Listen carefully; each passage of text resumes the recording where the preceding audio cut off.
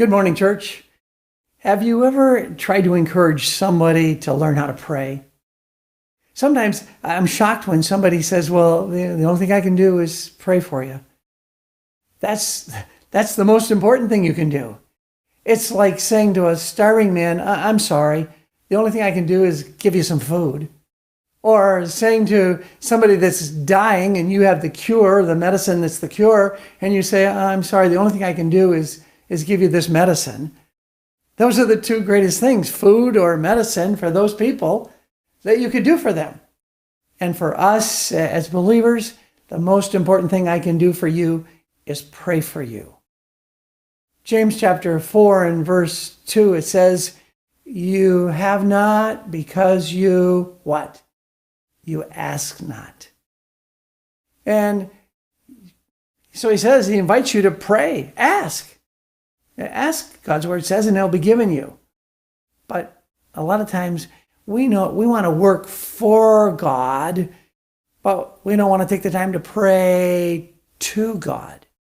Can I tell you that today, the most important thing I could do for you and the most important thing you could do for me and for our church and for our missionaries is to pray for them.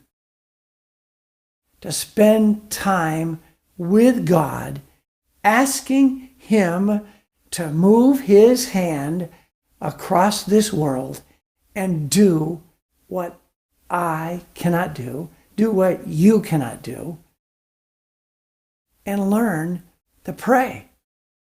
Isn't it interesting that Jesus' disciples said to Him, Lord, teach us to pray? It's the one main thing that Jesus taught His disciples how to do, pray. And He not only taught them how to do it, but He showed them how to do it. He went up on the mountaintop and He prayed. He took the time to pray.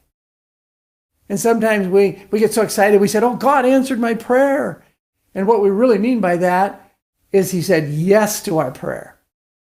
But I want you to understand that God answers our prayers even if He says no.